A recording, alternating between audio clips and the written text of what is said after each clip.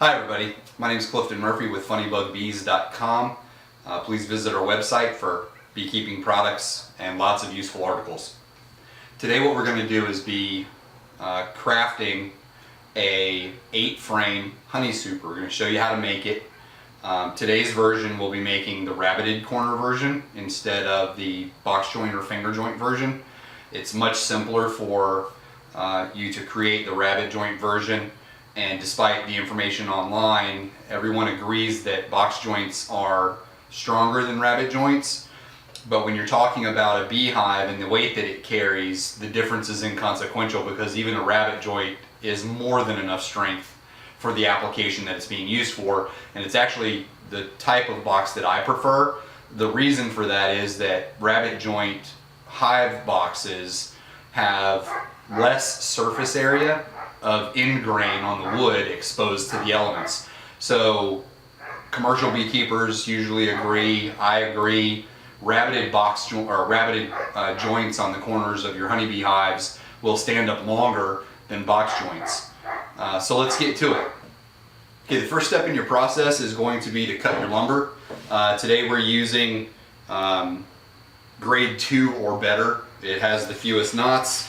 White pine, which is what this is, 12 inches wide by 1 inch, which means that when you get it from your lumber supplier, it's going to already be finished to about 3/4, which is how thick we want the lumber on our beehives to be. So you don't need to plane this at all or run it through a joiner or anything else. It's already 3/4 thick by 12 inches wide, and we'll cut it to the appropriate width and length. We'll go ahead and get all the lumber cut right now. We'll be back in a second.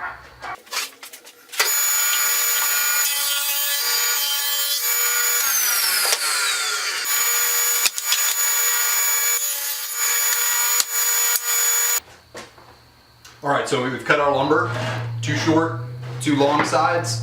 Our next step is going to be to cut the rabbets in the lumber. We'll show you that now. Also, one thing to note, you can either use a table saw to cut these rabbets if you don't have a router. You can even use a circular saw. As long as you set the blade depth appropriately for the depth of the rabbet cut, you can, most saw blades and circular saws are 1/8 of an inch wide, so you can make enough slices left to right at the appropriate depth, and you'll end up with your rabbet cut. For today's video, we're going to be using a router though, just because that's what we use.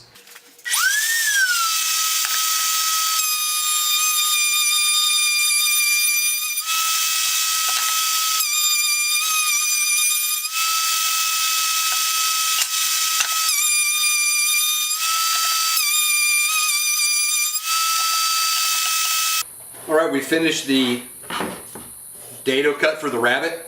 Now we need to cut our channel for the frames.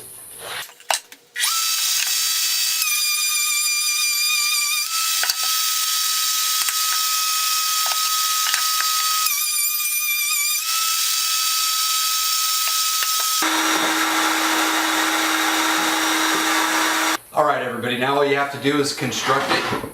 You have your 2 long boards, which didn't need any cutting at all. That's something you can't say with a box joint or finger joint.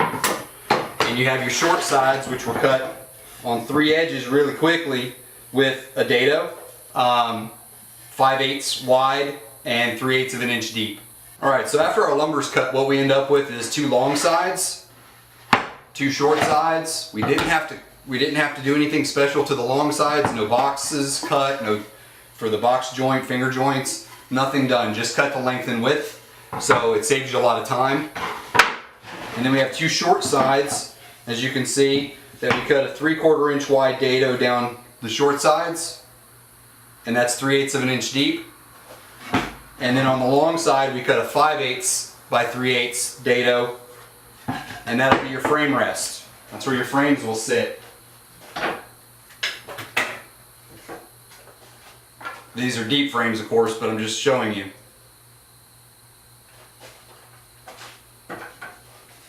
So let's go ahead and get started on the construction.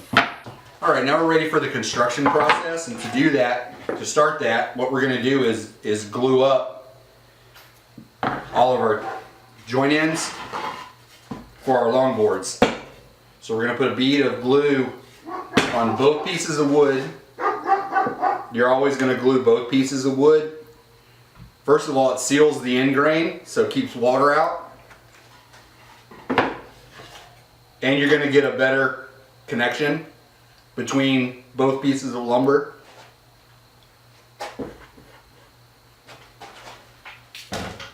If you glue both of them.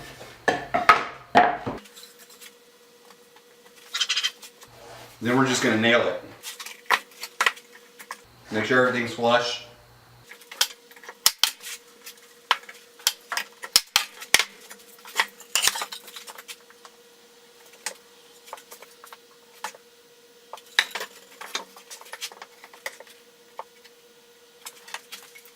Now we're using a waterproof wood glue just to help with keeping it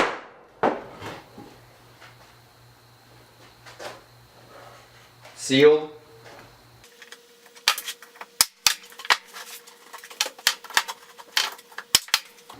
And then we'll do the same thing with the last piece.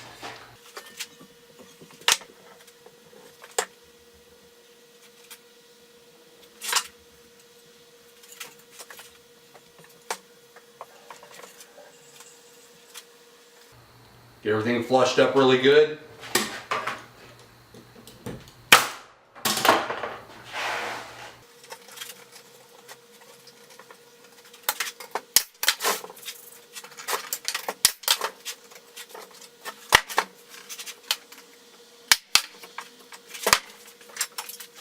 Now just check it for square using a speed square.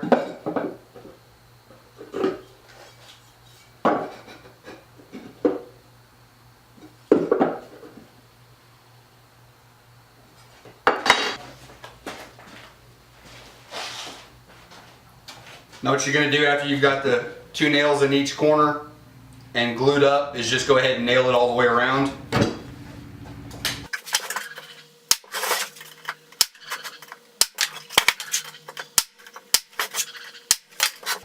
There you guys have it. I've already checked it for square. The only thing left to do now is sand it